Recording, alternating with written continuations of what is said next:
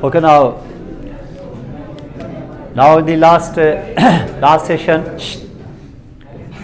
session, we discussed here the motor and the sensory neurons, and I told you here the neurons are basically and morphologically three different types here.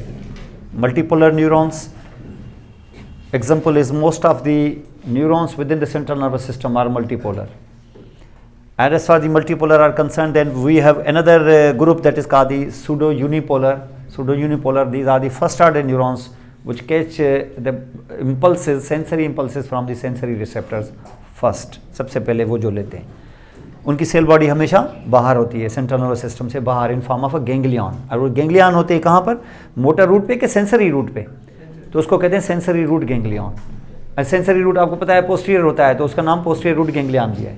और dorsal भी है, तो उसका नाम dorsal root ganglion भी, जो भी आप नाम डालें, sensory root ganglion, dorsal root ganglion और पोस्टीरियर रूट गैंग्लियन. और ये कहाँ मौजूद होता है गैंग्लियन? इंटरवर्टिब्रल फोरामेन में, as far as your nerves are concern, spinal nerves. हर इंटरवर्टिब्रल फोरामेन में उस करस्पॉन्डिंग नर्व के सेंसरी रूट का गैंग्लियन होगा, और वो सूडो यूनिपोलर होंगे. लेकिन हमें पता है कि सूडो यूनिपोलर के अलावा बाइपोलर न्यूरॉन्स भी हैं. ये भी फर्स्ट ऑर्डर न्यूरॉन होते हैं, लेकिन सिर्फ कहाँ? स्पेशल सेंसेस में, टेस्ट को छोड़ के. तो चार जगहों पे ये आप पाएंगे: ऑल्फैक्टरी नर्व पे, ऑप्टिक नर्व पे, vestibular part of the vestibular cochlear पे, और cochlear part of the vestibular cochlear पे. तो इन चारों पे फर्स्ट ऑर्डर न्यूरॉन हमेशा बाइपोलर होता है. उसके बाद आपने देखा कि ये एक नर्व यहाँ से इमर्ज हो रही है. जो नर्व यहाँ से हमने दिखाया आपको, जिसका मोटर और सेंसरी पार्ट है, ये इंटरवर्टिब्रल फोरामेन पे उसके सेंसरी मोटर पार्ट आपस में ज्वाइन होकर बाहर मिक्स नर्व निकल रही.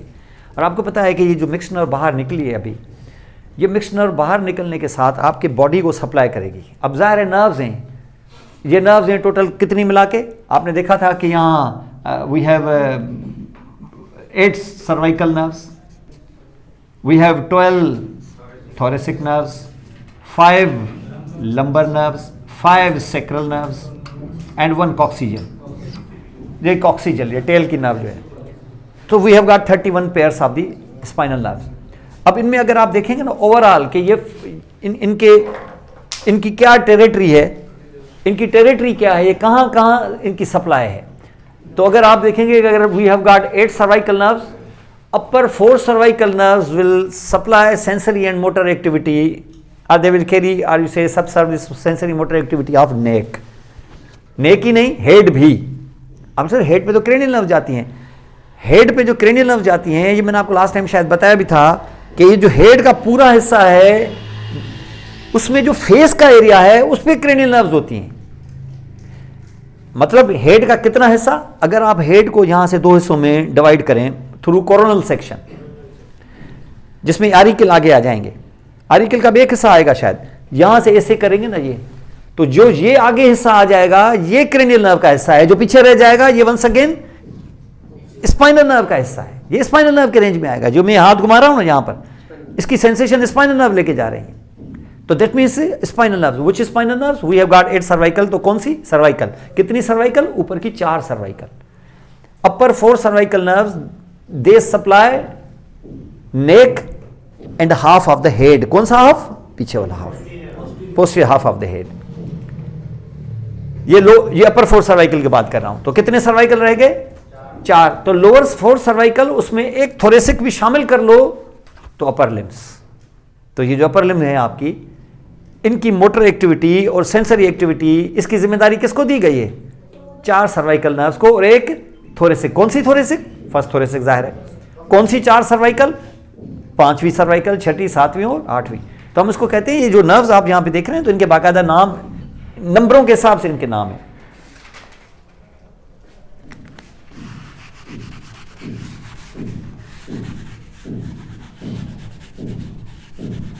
ठीक है. जैसे मैंने आपको बताया सर्वाइकल, तो हम इसको ऐसे बोलेंगे C1 फर्स्ट सर्वाइकल, ऐसे C2, C3, C4, और ऐसे ही अभी मैंने बताया C5, C6, C7, C8, और उसके साथ T1 भी जोड़ दो. तो ये वाली जो नर्व्स हैं, they will supply my upper limb.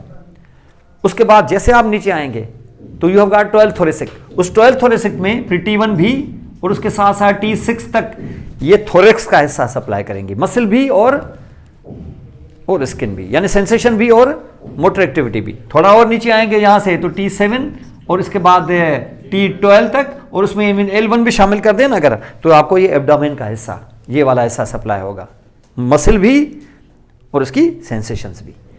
लेकिन और थोड़ा नीचे जाएंगे तो अब लोअर लिम्ब आ जाएगी आपकी। अगर लोअर लिम्ब आ गई तो यहां से फिर L1 भी, और उसके बाद L5 तक, फिर S1, 2 और 3 ये सब मिलाएंगे तो लोअर लिम्ब सप्लाई हो जाएगी, यानी लोअर लिम्ब में ये जाएंगी नर्व्स, उसकी मोटर एक्टिविटी भी कराएंगी और सेंसरी एक्टिविटी भी कराएंगे। आपके लिए से बाकी सेक्रल रह गई तो वो क्या करेंगे, 2 सेक्रल, 1 ऑक्सीजन, वो फिर लिम्ब्स के बीच में जो नीचे का एरिया होती है जहां एक्सटर्नल जेनिटलिया और ये होते हैं, ये इनको सप्लाई करेंगी। आपकी ये नर्व्स ऐसे डिस्ट्रीब्यूटेड हैं ऑल ओवर द बॉडी। क्या रह गया, ये छोटा सा हिस्सा। आप अंदाजा लगाएं इस छोटे से हिस्से को कितनी इंपॉर्टेंस है। इतने छोटे से हिस्से को, फेस और आधा ये हेड का हिस्सा, ये टुकड़ा 12 क्रेनियल नर्व्स, सिर्फ इस हाफ को 12, इस तरफ 24 नर्व्स यहां पर वर्क कर रही हैं। और नर्व्स का आपने देखे, नर्व्स के नखरे देखे ना, कुछ प्योरली सेंसरी तो कुछ प्योरली मोटर, चंद जो हैं वो उसमें मिक्स नर्व्स वगैरह वगैरह, और कुछ नर्व्स ऐसी हैं जो सिर्फ एक मसल को सप्लाई कर रही हैं। तो इतने बड़े इंपॉर्टेंट फंक्शन इस फेस के एरिया में हो रहे हैं। भले छोटा सा एरिया होता होगा लेकिन इट्स वेरी वेरी इंपॉर्टेंट। यहाँ पर स्पेशल सेंसेस जैसी चीज़ जो कहीं नहीं होती है वो यहाँ होती है। उसके अलावा मोटर एक्टिविटी भी बहुत ही highly skilful activity, motor activity tongue में जिसमें स्पीच बन जाती है, ये ऐसा कहीं और नहीं होता, यहाँ होता है। वरना तो रोशनी जो इस वक्त यहाँ से आ रही है वो तो जिस्म के इस हिस्से पे भी पड़ रही है, लेकिन मैंने आंखें बंद कर दी तो अंधेरा है। तो ये रोशनी खास तौर पे जब आंख पे पड़ती है तो उसके रिसेप्टर, मैंने बताया ना, हर सेंसरी स्टिमुलस का एक खास रिसेप्टर होता है। इत्तेफाक से लाइट और विजन का जो रिसेप्टर है वो आंख के अंदर है।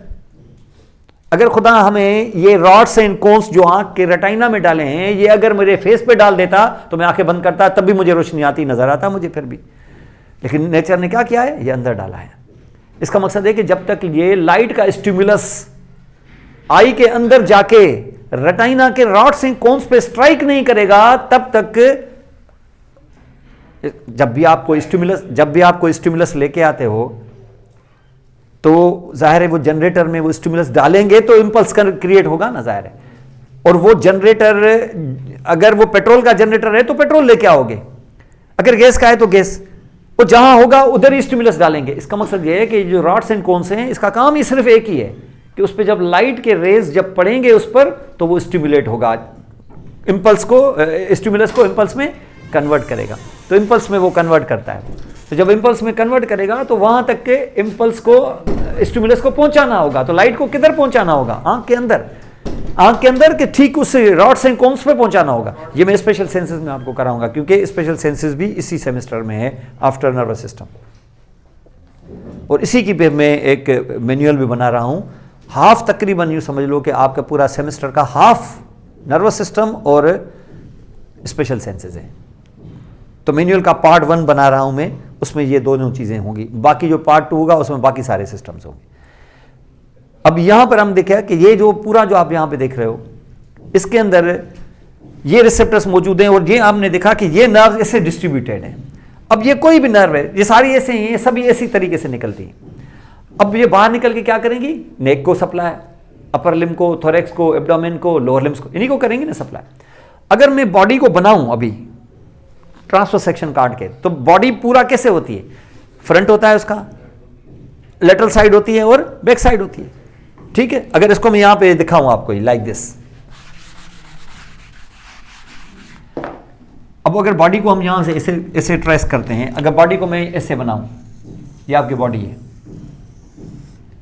ठीक है ना, जहां से काटा है उसको, पीछे यहां पड़ा हुआ है इधर आपका वर्टिब्रल कॉलम, और इसके अंदर क्या है, स्पाइनल कॉर्ड है। स्पाइनल कॉर्ड से अभी ये इसका बैक साइड है, ये इसकी लेटरल साइड है, ये इसकी एंटीरियर साइड है। यहां से निकल रही है आपकी नर्व, जिसमें एक सेंसरी रूट है, एक मोटर रूट है। ये यहां से निकाल रहा हूं, ये कौन सा रूट है, मोटर, क्योंकि आगे से आ गया। पोस्टीरियरली यहां से मैंने न्यूरॉन डाल के सूडो यूनिपोलर इस तरीके से करके यहां ले आया। ये कौन सा रूट है इसका, सेंसरी। अब ये मैं दोनों को बढ़ा रहा हूं किस तरफ, इंटरवर्टिब्रल फोरामेन की तरफ। तो इंटरवर्टिब्रल फोरामेन की तरफ बढ़ा के अब मैं बाहर नर्व निकाल रहा हूं। ये नर्व हो गई हमारी मिक्स नर्व। अब बॉडी जो होती है ना, ये बिहाइंड से, ये फ्रंट से, बॉडी का एक हिस्सा तो ये होता है पोस्टीरियर डॉर्सल। स्टार्ट में जब बॉडी डेवलप हो रही होती है, जब एम्ब्रियोलॉजिकली बॉडी डेवलप हो रही होती है, तो शुरू में बॉडी, ह्यूमन बीइंग शुरू में ऐसे था, ऐसे लाइक दिस, खुला हुआ। ये जो इस वक्त आप देख रहे हैं ना, मैं यहाँ से इंसिशन डाल के ऐसे करके मैं इसको खोल देता हूँ ऐसे, तो क्या ऐसे 3 डायमेंशनल ग्लोबुलर फिगर होगी कि ये पेट खुल गया इसका? ह्यूमन शुरू में ऐसे होता है, तो शुरू में ना ह्यूमन की लेटरल साइड होती है ना फ्रंट होती है, खुला हुआ ऐसे पेट होता है ऐसे। तो सिर्फ उसके पास होता क्या है? ये वाला वाल बस। कौन सा वाल? पोस्टीरियर वाल। सिर्फ ह्यूमन बीइंग स्टार्ट पोस्टीरियर वाल के साथ होता है। जैसे ये दीवार, बस ये दीवार के साथ लेटरल होके ये क्लास बनेगी जिसमें आप आ जाओगे, ये बाद में होता है। स्टार्ट तो ऐसे होती है। तो स्टार्ट में सिर्फ क्या होता है? पोस्टीरियर वाल। और ये हर चीज पोस्टीरियर वाल में है। आपने देखा ना, वर्टिब्रल कॉलम किधर है? उसमें स्पाइनल कार्ड भी कहां है? उसके साथ लेटा हुआ वो aorta, inferior vena cava, 2 kidneys, उसके ऊपर ये सब कुछ किधर है? लेटरल। और यहां तो सिर्फ मसल लगी हुई है। सारा खेल ही पीछे है। यहां भी क्लास में देखें, साइडों में इधर नहीं है, सारा खेल किधर हो रहा है? इस दीवार पे हो रहा है। बोर्ड भी यहां है, पिक्चर भी इधर ही आती है, मैं भी यहां खड़ा हूं, हर चीज इधर ही है। यहां सिर्फ क्या, ये वाल है, ये है, और उसके अंदर जो कैविटी क्रिएट हो गई वो एब्डोमिनल कैविटी है। ये तो बाद में होती है, स्टार्ट ये है। इसका मतलब सारा खेल ही पीछे है। अब जो ये खेल पीछे है, तो यहां स्पाइनल कार्ड है और नर्व भी निकल के आ गई। अब जब नर्व निकल के आ गई यहां पर, तो नर्व की जिम्मेदारी क्या है? नर्व की जिम्मेदारी बस इतनी ही है, बस ये। तो नर्व जब बाहर निकलेगी तो क्या लेटरल और एंटीरियर क्या है, उसकी जिम्मेदारी है क्या? है क्या? नहीं, लेटरल एंटीरियर है ही नहीं, तो जिम्मेदारी कौन सी? तो इसका मकसद है कि इस नर्व को क्या करना है? इस नर्व को बस जस्ट पीछे जाना है और इसकी सेंसेशन देनी है। क्या सिर्फ सेंसेशन के उधर मोटर एक्टिविटी भी करानी है? तो मोटर एक्टिविटी भी करानी है। इतनी छोटा सा काम था इस नर्व का, बस ये काम था। स्टार्ट में बस यही काम होता है नर्व का। तो नर्व की कुछ खास जिम्मेदारी होती नहीं है, बस थोड़ा सा कर लो, जो पीछे का जो मसल है उसको सप्लाई करो अपनी साइड के, और उसके साथ साथ, और कौन सी वाली साइड? क्या ऊपर नीचे? जो जो नर्व होगी अपनी अपनी जिम्मेदारी, उस टुकड़े की जिम्मेदारी इख्तियार करेगी। जैसे ना एक नर्व होती है, जैसे एक डिस्ट्रिक्ट का डिप्टी कमिश्नर होता है, अपने डिस्ट्रिक्ट के साथ रिलेटेड होगा, फिर दूसरा वाला दूसरे के साथ, तीसरा वाला तीसरे के साथ। तो जो C1 होगी वो सिर्फ इस टुकड़े में, C2 यहां, 3, 4, इसी तरीके से फिर लाइकवाइज। लिम्ब तो अभी तक निकली नहीं, लिम्ब तो अभी तक है ही नहीं, तो ये नर्व इतना टुकड़ा करेगी। क्या बॉडी ऐसे ही रहेगी? क्या आस्ते आस्ते ये बॉडी बढ़ती जाएगी, उसका लेटरल साइड बन जाएगा? तो लेटरल साइड बनेगा कैसे? ये लेटरल साइड यहां तक आ गया, यानी अब ये सिर्फ बोर्ड वाली दीवार नहीं, साइड वाली दीवारें भी आ गई हैं। अब ये साइड वाली दीवारें होगी, या फिर आगे से ये एंटीरियर वाल भी बन जाएगी। एंटीरियर वाल भी बन जाएगी तो अंदर क्या क्रिएट हो जाएगी? कैविटी क्रिएट हो जाएगी। इसका नाम होगा एब्डोमिनल कैविटी। अब क्या जरूरत थी कैविटी की? वो पोस्टीरियर वाल से मेरा काम चल रहा था, नहीं, अभी क्लास बनानी है, ऐसे ये एब्डोमिनल कैविटी बनानी है, क्योंकि अगर कैविटी बनेगी तो उसमें इंटेस्टिन भी आएंगे, ये भी आएगा, लिवर भी आएगा, सब समा जाएगा और ये पैक हो जाएगा पूरा बंदा। वरना क्या होता? ऐसे खुला हुआ होता पेट, वो सारी अंतड़ियां आपको सामने से नजर आती और लिवर आप देख लेते ये लिवर है। ऐसे नहीं होना है, इसको कैविटी ऐसे बनानी है। जब ये बन गया तो आपके पास ये लेटरल और एंटीरियर ये वाल एक्स्ट्रा आ गया आपके पास।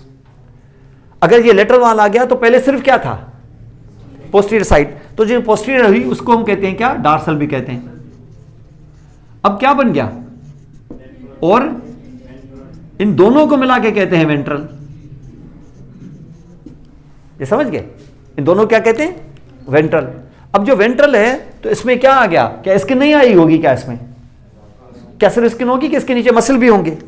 तो मसल भी होंगे, जाहिर है। तो यहां पर फिर क्या सेंसरी और मोटर एक्टिविटी नहीं चाहिए क्या? नहीं चाहिए, जाहिर है। तो इधर चाहिए हमें, तो लेटरल और इंटीरियर। तो यहां क्या चाहिए तुम्हें? वेंट्रल साइड से भी तुम्हें कोई नर्व चाहिए। क्या वेंट्रल साइड से कोई स्पाइनल कॉर्ड है क्या? नहीं। तो क्या आगे से कोई नर्व होगी क्या? नहीं। तो इसका मकसद है कि आगे और लेटरल साइड से इसी नर्व की जिम्मेदारी है कि लेटरल और एंटीरियर साइड से भी यही सप्लाई करेगी। जिम्मेदारी एक्स्ट्रा आ गई ना, क्या करें? अब दूसरी अपॉइंटमेंट कर नहीं रहे हैं तो एडिशनल चार्ज दे देंगे इसको भी। अब वो बोलेगी मैं तो यहां बिजी हूं। भाई यहां बिजी हो तो आगे भी आना है तुम्हें, तो क्या पीछे वाले को छोड़ के आगे आ जाए, या पीछे वाले को सप्लाई करते हुए फिर भी आगे आ जाए? दोनों काम करेगी ना। वेंट्रल का इतना बड़ा एरिया मिल गया तो क्या डार्सल छोड़ के वेंट्रल के आ जाए कि डार्सल भी करती रहे और वेंट्रल के लिए अलग दे दे? जाहिर है दोनों काम करने हैं आपको। डार्सल कैसे छोड़ेंगे, वो तो आपका ओरिजिनल टेरिटरी, वो तो घर है आपका, ये तो एडिशनल आपको चीज मिली है। तो ये जब नर्व बाहर निकलती है तो नर्व बाहर निकलने के बाद 2 ब्रांचेस बना लेती है फौरी तौर पे, जो 2 ब्रांचेस बना लेती है। अब ऐसे बोलेंगे, एक ब्रांच तो वही है जो है इसके पास, अब के बाद क्या बनाएगी, एक और ब्रांच बनाएगी जो किस तरफ आएगी, ठीक है, तो जो आगे की तरफ ये आएगी। तो इसका मकसद है कि नर्व इंटरवर्टिब्रल फोरामेन से निकलने के फौरन बाद क्या करती है, 2 ब्रांचेस बना लेती है। एक ब्रांच ओरिजिनली जो पुरानी है कहां चली गई, तो उसको कहते हैं डार्सल रेमस, ब्रांच को कहते हैं रेमस। तो ये क्या हो जाएगी, डार्सल रेमस, और दूसरी वेंट्रल रेमस। किसकी डार्सल, किसकी वेंट्रल, एक स्पाइनल नर्व की।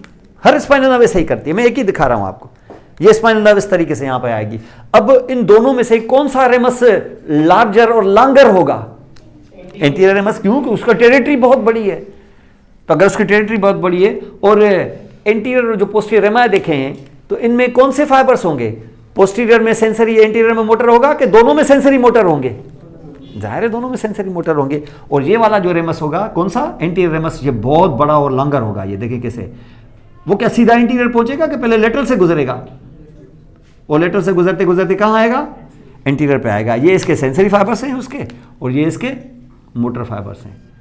और इतने रास्ते में जो भी इसको कोई मसल मिला उसको सप्लाई करता हुआ आएगा, और इसके साथ सेंसरी आ गई तो उसको सेंसेशन में देता जाएगा। किस नर्व ने किया, उसी नर्व ने जो उस जगह पर मौजूद है। एक छोटा सा रेमस पीछे दिया जो उसके ओरिजिनल घर को सप्लाई किया, और आगे से जितनी टेरिटरी है उसको सप्लाई के लिए उसने बड़ा सा एंटीरियर रेमस दिया है। इसके 2 रेमाए इसलिए इंपॉर्टेंट है। अब बात इसकी नहीं है कि यहां ये इंपॉर्टेंट है, ये तो हो गया, चलो अब यहां पर हम देखें कि ये है आपकी बॉडी। ये तो मैंने आपको ऐसे करके दिखाया लाइक जैसे ऐसे, लेकिन ये तो कट सेक्शन है, होगा तो ये पूरा ना ऐसे, ठीक है ना, ये पूरा बॉडी होगा। ये बॉडी ऐसे बॉडी है, किस बॉडी में लिम्स भी होंगी। ये मैंने क्या बताया आपको, ये साइडें बताई है कि सेंटर बताया है मैंने, सेंटर यहां से काटा है ना, तो ये मैंने क्या बताया, ये आपको बॉडी बताई है। ये बॉडी है, अब साइडों से लिम्स भी निकलेंगी, ज़ाहिर लिम्स भी निकलेंगी। अब यहां से जैसे जैसे डेवलप होगा, यहां से देखेंगे ये लिम्स निकलेंगी, ऐसे शुरू में ऐसे होगा, ये अपर लिम्स है, इनको कहते हैं लिम्ब बड्स। क्या सिर्फ ये होंगी कि नीचे भी, नीचे भी ये होंगी लोअर लिम्ब की बड्स, ये लंबी हो जाएंगी ऐसे, और ये ऐसे हो जाएंगी, ये बंदा ऐसे खड़ा हो जाएगा। तो लिम्स कहां से निकल रही हैं, लिम्स अगर ये पोस्टीरियर बॉडी वाली ही होता, ये लेटरल न बनता, इंटीरियर न बनता, तो क्या लिम्स निकलती क्या, नहीं, ऐसे तो नहीं हो सकता। लिम्स पीछे से निकलेंगे, वो साइड से निकलेंगे। तो इसका मकसद ये है कि ये लेटरल और फिर एंटीरियर, तो लेटरल और एंटीरियर जो बनाया है, तो लिम्ब कहां से निकलेगी, एंटीरियर से कि लेटरल से, ठीक है, वो लेटरल से निकलेगी। अगर लेटरल से निकली तो लेटरल के पास से क्या पास हो रहा है, नर्व का कौन सा रेमस, एंटीरियर या वेंट्रल रेमस पास हो रहा है। तो इसका मकसद यह है कि अगर यहां से लिम्ब को निकाला मैंने, लिम्ब को यहां से निकाला मैंने, तो लिम्ब में जो मसल्स होंगे और उसकी जो स्किन होगी, इसको सप्लाई करने की जिम्मेदारी नर्व के किस रेमस के पास जाएगी, ठीक है ना, ये वेंट्रल या एंटीरियर रेमस के पास। तो इसका मकसद ये है कि जो नर्व यहां से गुजरेगी, ये नर्व एंटीरियर पे तो जाएगी सो जाएगी, लेकिन इसके फाइबर किधर जाएंगे, लिम्ब में चले जाएंगे। तो हमेशा समझ लो कि लिम्ब के अंदर कौन से रेमाए जाते हैं, पूरी नर्व नहीं जाती, नर्व का सिर्फ एंटीरियर रेमस जाता है, क्योंकि पोस्टीरियर तो आगे आता ही नहीं है। पोस्टीरियर कितना एरिया सप्लाई करता है, बस इतना छोटा सा। तो लिम्ब को कौन सप्लाई करेगा, एंटीरियर रेमस करेगा। तो एंटीरियर रेमस किस में चला जाता है, लिम्ब में चला जाता है। अब सवाल ये पैदा होता है कि लिम्ब में, जैसे मेरी अपर लिम्ब है, इसमें कितने एंटीरियर रेमाए जा सकते हैं या जाने चाहिए, ये डिपेंड करता है कि मेरे लेटरल साइड से जो लिम्ब निकल रही है उसका बेस कितना चौड़ा है। ये देख रहे हैं इसका रूट, इसको रूट कहते हैं। ये यहां से जो मैंने उठाया ऐसे, तो इसका बेस, इसका रूट इतना चौड़ा है। अगर इतना चौड़ा है तो फिर एक एंटीरियर रेमस से काम नहीं चलेगा, एक भी जाएगी, दूसरी भी जाएगी, तीसरी भी और चौथी भी, और देखा देखी एक पांचवी भी चली जाएगी। तो क्या एक एंटीरियर रेमस गया है या एक से ज्यादा नर्व्स के एंटीरियर रेमाए गए हैं। और मैंने आपको बताया ना कि अपर लिम्ब में कितने नर्व्स सप्लाई करते हैं, लोअर 4 सर्वाइकल और एक थोरेसिक। तो किसके, क्या वो सारी की सारी नर्व जाएंगी या उनके सिर्फ एंटीरियर रेमाए जाएंगे, सिर्फ एंटीरियर, किसका, C5 का एंटीरियर रेमस, C6 का एंटीरियर रेमस, C7 का भी, C8 का भी, T1 का भी। जब हमने इतने एंटीरियर रेमाई डाले तो हमारा रूट ऑक्यूपाई हो गया, बस इतनी ही डाल सकते हैं। तो लोअर लिम्ब में कितने एंटीरियर रेमाई जाते हैं, कितनी नर्व जाती हैं? 5, और 5 के 5 पूरी जाती हैं कि सिर्फ उनके एंटीरियर रेमाई जाते हैं? सिर्फ एंटीरियर रेमाई, पोस्टीरियर रेमाई पीछे रह जाएंगे। पोस्टीरियर रेमस कभी लिम्ब में नहीं जा सकता, एंटीरियर रेमस ही जा सकता है। तो एंटीरियर रेमस अंदर चला जाएगा और ये अंदर इस तरीके से जाएंगे। जैसे आप नीचे आ जाओगे तो थोरेक्स में क्या होगा? थोरेक्स में फिर नर्व्स होंगी। एब्डोमेन में क्या होगा? नर्व्स होंगी। कितनी? 12 थोरेसिक। अगर 12 थोरेसिक नर्व्स हैं तो क्या लेटरल साइड से इनके एंटीरियर रेमाई नहीं आएंगे? क्या आएंगे? पोस्टीरियर रेमस आएगा? क्या आएगा? या वो पीछे छोड़ेगा? वो पीछे छोड़ेगा, एंटीरियर रेमस आएगा। और एंटीरियर रेमस आके यहां रुक जाएगा। क्या वो लिम्ब में जाएंगे? क्या नहीं, लिम्ब है ही नहीं हमारे पास यहां पर, समझ गए? लेकिन थोड़ा सा आगे जाएंगे पता चलेगा कि नंबर 1, नंबर 2, नंबर 3, 4, 5, 6 ये फला अचानक कहां क्या जाहिर हो गया? यहां से अचानक ये जाहिर हो गया। कौन सी? लोअर लिम्ब जाहिर हो गई। तो यहां से जो नर्व्स पास हो रही थी ये अंदर इंटर होंगी पूरी, या उनके भी एंटीरियर रेमाई सिर्फ, ठीक है? कितने? ये डिपेंड करता है कि रूट कितना बड़ा है। रूट अपर लिम्ब का इतना बड़ा नहीं था, लोअर का उससे ज्यादा बड़ा है। उससे ज्यादा बड़ा है तो अब 5 के 5 से ज्यादा, तो 5 से ज्यादा में L1 है, L2 है, L3 है, L4 है, L5 है, S1 है, S2 S3 है, 8। आपको इतनी क्यों भाई? इतनी इसलिए क्योंकि उसका जो बेस है जहां से निकली है वो काफी चौड़ा है, वहां ज्यादा नर्व्स इंटर हो गई। क्या पूरी नर्व? क्या सिर्फ एंटीरियर रेमाई उनके? उसके सेंसरी मोटर फाइबर्स को मिला के एंटीरियर रेमाई अंदर इंटर हो गए। और क्या बनाया उन्होंने? जाके क्या सप्लाई किया? लोअर लिम्ब की मसल्स, सिर्फ मसल्स के सेंसेशन भी, वो भी सब काम इन्होंने किया। अब जो समझ रहे हैं जहां पर नर्व्स गई हैं, एंटीरियर रेमाई गए हैं, अंदर गए एंटीरियर रेमाई। लिम्ब में कभी भी पोस्टीरियर रेमस नहीं जा सकता, जा ही नहीं सकता। पोस्टीरियर में छोटा सा होता है, वो तो पीछे रुक गया। अब ये जो एंटीरियर रेमाई गए हैं, अपर लिम्ब में 5, लोअर लिम्ब में 7, 8, ये एंटीरियर रेमाई जब ऐसे गए 8 या 6 या 5 जितनी भी हैं, तो ये एंटीरियर रेमाई जब भी अंदर जाते हैं ना, इसको देख लेना, एक बहुत इंपॉर्टेंट चीज आ रही है। तो if this anterior rami are present here, अब यहां से मैं देखिए ये बॉडी बना रहा हूं, यहां से ये लिम्ब चली गई इधर, ये लिम्ब गई इधर। इसका रूट थोड़ा बड़ा है, जगह बड़ी है तो ज़ाहिर है ज़्यादा नर्व्स जाएंगी। तो इसके अंदर जो नर्व्स गई हैं ये एंटीरियर, तो ये जाने को तो ऐसे जा रही हैं, देखें ऐसे,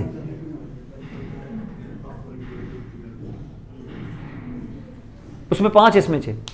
अब उसमें होता यह है, अगर ये एंटीरियर रेमाई गए तो क्या ऐसे जाएंगे और ये जाएंगे, या यहां से ब्रांचेस देंगे? और ये ब्रांचेस किसको सप्लाई करेंगी? मसल्स को, उस बात में स्किन को भी। अगर ये नर्व गई है फॉर एग्जांपल L1, इसने कोई ब्रांच दी है यहां पर, तो उस ब्रांच में फाइबर्स L1, 2, 3, 4 के होंगे कि सिर्फ L1 के होंगे? ठीक है ना? और ये जब मसल में अंदर इंटर होंगी तो मसल को अवेलेबल होगा क्या? एक नर्व के फाइबर्स। तो जब ये L1 की निकलती हुई नर्व्स मसल को सप्लाई करेंगी और उस नर्व को फाइबर सिर्फ L1 के होंगे, तो उसके फंक्शंस भी लिमिटेड होंगे।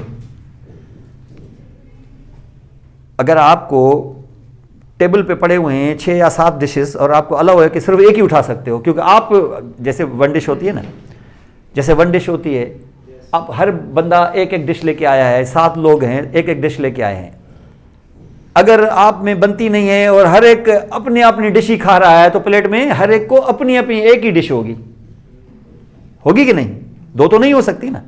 हालांकि क्लास के अंदर 7 डिशेस अवेलेबल हैं, लेकिन आपकी प्लेट में सिर्फ एक डिश होगी। क्यों? क्योंकि आप मिलके नहीं खा रहे। मिलके खाते तो जितना आप ला रहे हैं उतनी क्वांटिटी नहीं होती, लेकिन वैरायटी ज्यादा होती है कि नहीं? 7 मिलके अगर 7 डिशेस लगा देते, बुफे बना देते और प्लेट लेके आते, तो आप थोड़ा सा उसमें भी ले सकते, तो उसमें भी तो आपके प्लेट में 7 खाने होते। आप 7 तो होते, लेकिन मैंने जो अपना वाला खाना लिया है वो तो मेरा थोड़ा होता, मैं तो ज्यादा लेके आई थी, ज्यादा लेके आया था। या अपना भी ले लेंगे पूरा और उनमें से भी थोड़ा थोड़ा उठाएंगे, ऐसे तो नहीं करेंगे ना आप। तो देखें, अगर ये नर्व है, ये नर्व आपस में बात ही ना करें, तो हर नर्व से उठने वाली जो ब्रांच होगी, हर एंटीरियर रेमस से उठने वाली जो नर्व होगी, उसमें फाइबर बाकियों के होंगे कि सिर्फ उसी के होंगे? और जब उसी के होंगे तो वो बुफे जो होगा, वो जो प्लेट होगी, उसमें वैरायटी होगी कि लिमिटेड होगी? उसमें लिमिटेड होगी। तो जब ये किसी मसल के पास जाएगी तो उसके फंक्शन क्या वेरिएबल फंक्शंस होंगे, मल्टीपल फंक्शंस होंगे या लिमिटेड फंक्शंस होंगे? तो ये लिमिटेड फंक्शंस होंगे। फिर इसके बाद मुझे मसल से 4 किस्म के फंक्शंस उठाने हैं, तो फिर ये दूसरा रेमस जो है ये अपनी और ब्रांच भेजेगा। तीसरा उठाना है तो दूसरा वाला और ब्रांच भेजेगा। तो इसका मकसद ये है कि हर मसल को एक नर्व सप्लाई होगी कि 5-5 की जरूरत पड़ेगी, समझ गए? लेकिन ये सिलसिला कुदरत ऐसे नहीं कराएगी। जितने एंटीरियर रेमाए इस वक्त मौजूद हैं, कितने हैं? 7 हैं या 8 हैं या 5 हैं, जितने भी। कहां जा रहे हैं? लिम्ब में। लिम्ब में एंट्रेंस लेने से पहले, थोड़ा पहले, लिम्ब में जाने से भी पहले, जाने वाले हैं लेकिन लिम्ब में जाने से थोड़ा पहले, ये सारे के सारे जो एंटीरियर रेमाए होते हैं ना, ये आपस में मिक्स हो जाते हैं। हर एक लाया है एक एक डिश, लेकिन ये सभी टेबल पे ये डिशेस मिला देते हैं। मिला का मकसद है कि एक ही डिश इस तरीके से 7 डिशेस पड़ी हुई हैं और अलाउ करते हैं कि अब आप जाएं, उठा लें। ये जैसे 1 डिश करते हैं हम लोग, 1 डिश करते हैं हम लोग, 7 डिशेस पड़ी हुई होती हैं, हम 7 की टेस्ट कर लेते हैं हम लोग, दूसरा वाला भी 7 की करता है, तो मिलके खाने से हमारे प्लेट में वेरिएशन हो जाती है। अब यहां से हम देखें, अगर ये आपने किया है, ये नेटवर्क बनाया है, अब नेटवर्क से मैं यहां से उठा रहा हूं एक नर्व। अब देखो, ये किसी को भी ऐसा करने की इजाजत नहीं थी और यहां से उठाई एक नर्व, तो इसमें फाइबर सिर्फ किसके थे? L1 के। अब की बार जो मैंने यहां से उठाया एक नर्व, तो क्या इसमें L1, L2, 3 और 4 के सबके फाइबर हो सकते हैं कि नहीं? समझ ले। और ऐसा होने से अगर इस जगह से मैं कोई उठा लूं कोई ब्रांच, तो इस ब्रांच में कितने किस्म के फाइबर्स होंगे? 4 किस्म के। अगर ये मैं किसी मसल को दे दूं तो मसल एक टाइप का फंक्शन करेगी कि एक ही मसल से मैं 4 डिफरेंट फंक्शंस ले सकता हूं, समझ गए? ये चीज खास तौर पे कब होती है? जब नर्व्स को जाना होता है लिम्स में, क्योंकि लिम्स के जो मसल्स होते हैं उसमें मल्टीपल फंक्शंस होते हैं। उनसे मल्टीपल फंक्शंस, क्योंकि फंक्शंस ज्यादातर बॉडी करती है कि लिम्स करती हैं? लिम्स करती हैं। इसलिए लिम्स में जाने वाले एंटीरियर रेमाए पे ये जिम्मेदारी है कि कोई भी एंटीरियर रेमस ऐसे अकेला ना मुंह उठा के चला जाए। ये पहले लिम्ब के रूट पे रुके, सब आपस में मिक्स हो जाओ और मिक्स होके ये नेटवर्क बनाओ और नेटवर्क से ब्रांचेस उठाओ, ताकि ब्रांचेस जब उठाएं तो ये चॉइस हमारे पास हो कि हर ब्रांच के अंदर हम मल्टीपल फाइबर्स डाल सकें और वो मसल की तरफ जाए, तो मसल की तरफ जब जाएगा तो उससे मल्टीपल फंक्शंस करा पाएगा। ये लिम्ब के साथ लाजमी है। ये सिर्फ लिम्स को, इस किस्म की एंटीरियर रेमाया जो लिम्स में जाते हैं उन पे ये जिम्मेदारी है कि ये ऐसा करके जाएं, ये मुंह उठा के अकेले अकेले न जाएं। ये लिम्ब में जाने से पहले क्या बनाएं? नेटवर्क सा बना दें, जाली जैसी चीज, और वहां से नर्व्स उठाएं ताकि नर्व जो जाएं उनके अंदर मल्टीपल फाइबर्स मौजूद हों। इस किस्म के कॉम्प्लिकेटेड नेटवर्क को बोलते हैं कॉम्प्लेक्सस। क्या बोलते हैं? कॉम्प्लेक्सस। आप डर न जाएं, एक्चुअली इसको प्लेक्सस बोलते हैं। वैसे ये है कॉम्प्लेक्सस, वो कॉम्प्लेक्सस से कोई डर न जाए इसलिए इसको थोड़ा सा सॉफ्ट बना के बोल दिया है। ये कॉम्प्लेक्सस नहीं, ये प्लेक्सस है, हालांकि ये है कॉम्प्लेक्सस, तो इसको बोलते हैं प्लेक्सस। तो प्लेक्सस कौन बनाता है? एंटीरियर रेमाए बनाते हैं। कहां? हर जगह एंटीरियर रेमाए नहीं, हर जगह नहीं। थोरेक्स वाले नहीं बनाते, एब्डोमेन वाले नहीं बनाते, लिम्स वाले बनाते हैं। जो अपर लिम्ब वाले होते हैं, कौन सी नर्व्स? वो 5 जो आपने देखी, वो प्लेक्सस बनाती हैं। उस प्लेक्सस का नाम है ब्रेकियल प्लेक्सस। ब्रेकियम आर्म को कहते हैं, जिसका आदि ब्रेकियल प्लेक्सस, तो उसको हम कहते हैं ब्रेकियल प्लेक्सस। जो लिम्ब की तरफ जाएगा, वो जो लोअर लिम्ब की तरफ जाएगा, कौन? लंबर नर्व्स वाला, तो लंबर प्लेक्सस।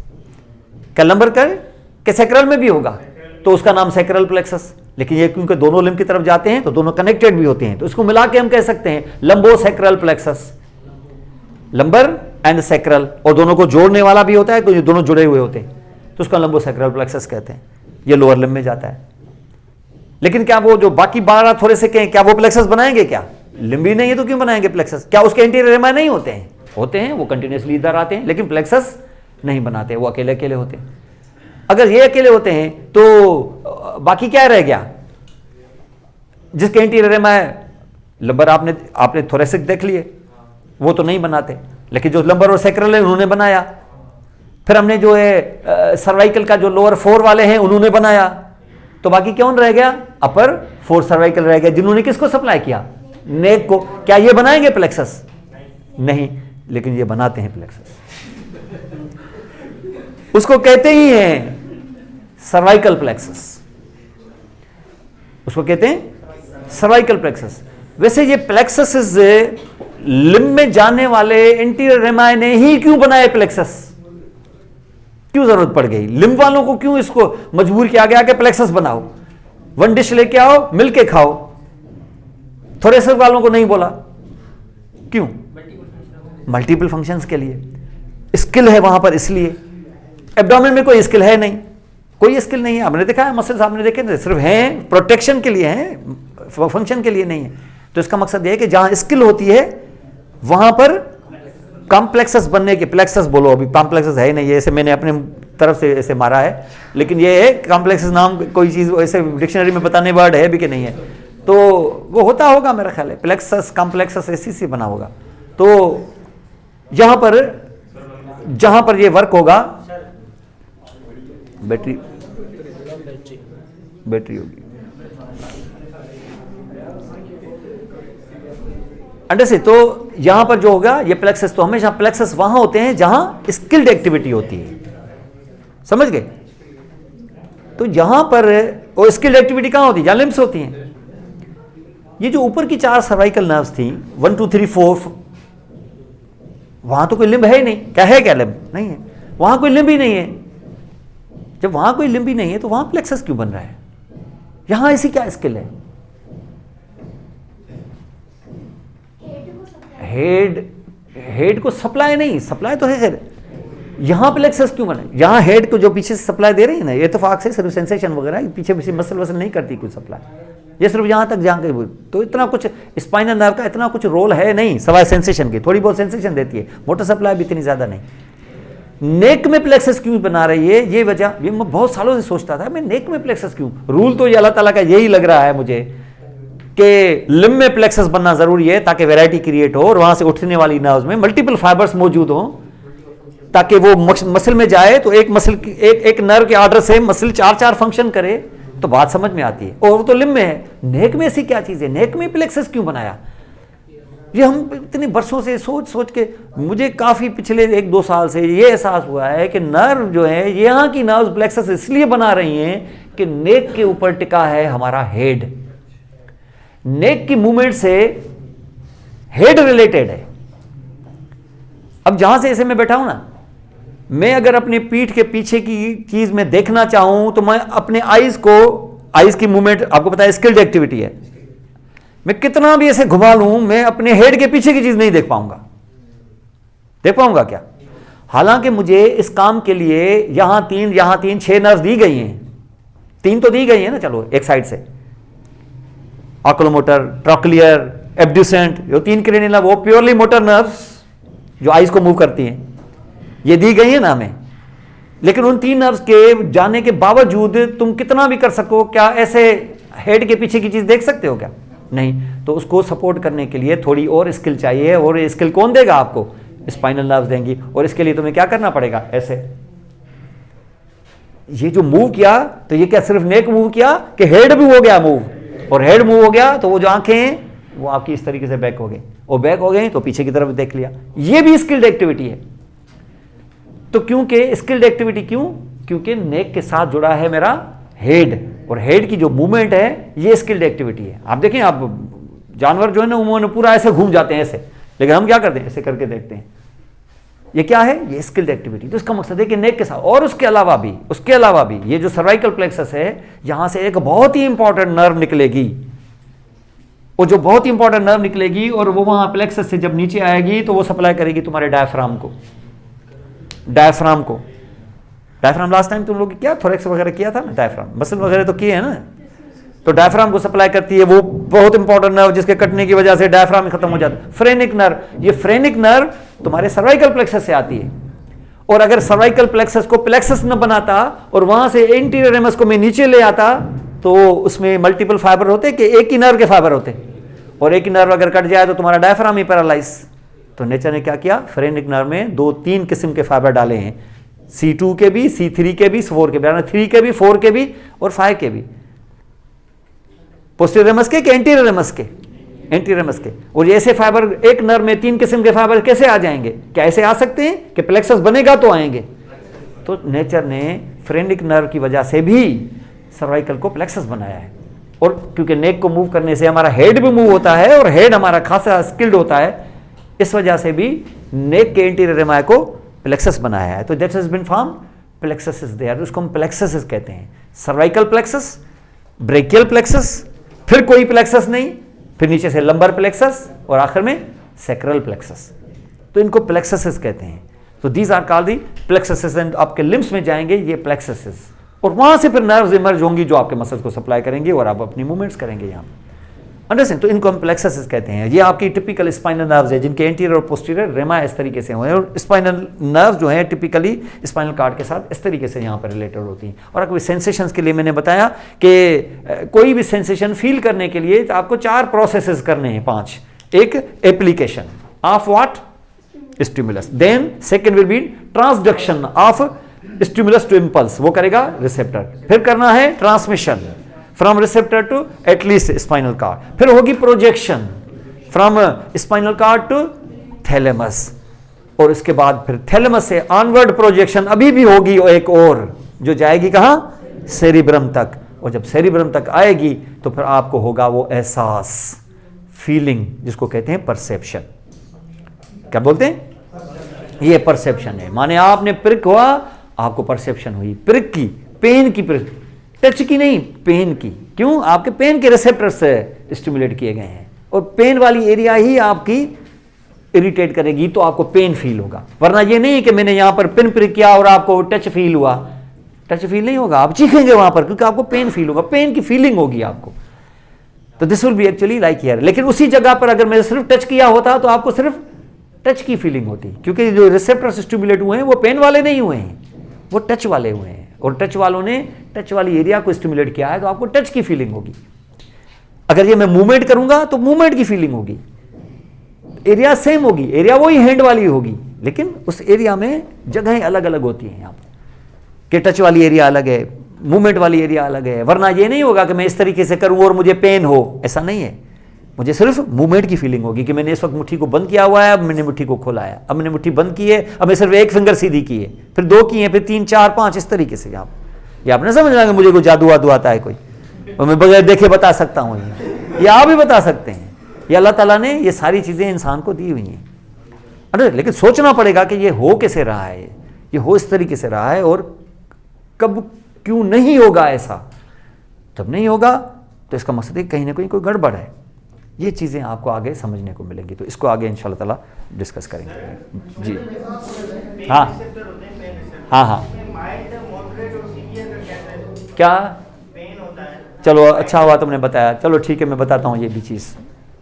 देखें यहाँ आपने देखा होगा कि जब हम कोई स्टिमुलस अप्लाई करते हैं, ठीक है, जब हम स्टिमुलस अप्लाई करते हैं तो जनरली आपने अगर सुना हुआ हो, एक्शन पोटेंशियल सुना हुआ है ना आपने। होता यह है कि अगर आप किसी चीज़ को स्टिमुलेट करते हैं, चलो यार इसमें आपको एक्शन पोटेंशियल में बताऊंगा ये मैं आपको थोड़ा सा बता देता हूं वैसे, कि कोई भी नर्व या कोई भी मसल, जैसे एक मसल होता है ना, कोई भी मसल या कोई भी नर्व अगर आप स्टिमुलेट करते हैं ना, तो स्टिमुलस लगाते हैं ना, उस पर आप स्टिमुलस आप लगाएंगे। जब आप शुरू में स्टिमुलस लगाएंगे ना आप, तो वो स्टिमुलस उसको स्टिमुलेट नहीं करेगा, ठीक है ना, वो स्टिमुलस शुरू में स्टिमुलेट नहीं करेगा।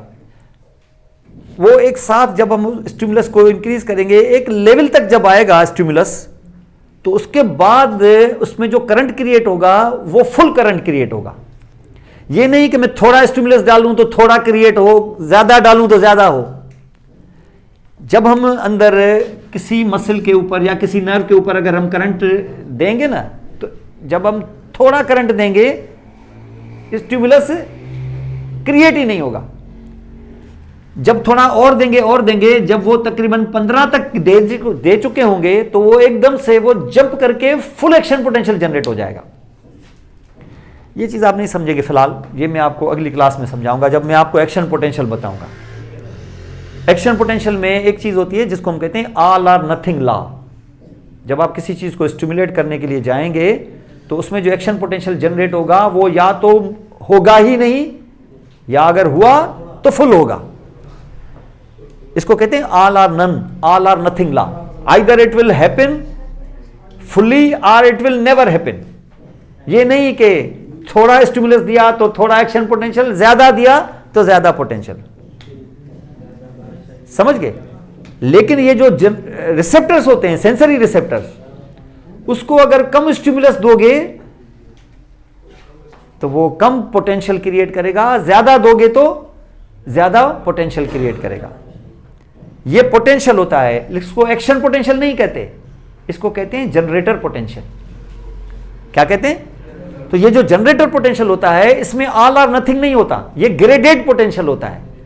यानी अगर आप स्टिमुलस ज्यादा देंगे तो जनरेटर पोटेंशियल की इंटेंसिटी ज्यादा होगी, अगर आप कम देंगे तो जनरेटर पोटेंशियल की इंटेंसिटी कम होगी। इसका मकसद यह है कि अगर आप पिन प्रिक हल्की सी करेंगे तो जनरेटर पोटेंशियल कम होगा, तो पेन भी आपको कम फील होगा, और अगर आप ज्यादा देंगे तो पेन आपको ज्यादा फील होगा। तो पेन एक जितना फील नहीं होता है। किस पे डिपेंड करता है कि आप स्टिमुलस कितना ज्यादा सीवियर दे रहे हैं, उतना ही जनरेटर पोटेंशियल क्रिएट होगा। एक्शन पोटेंशियल ऐसे नहीं होता, एक्शन पोटेंशियल या होता है या नहीं होता। ये मैं आपको कंपैरिजन करके बताऊंगा यहां पे।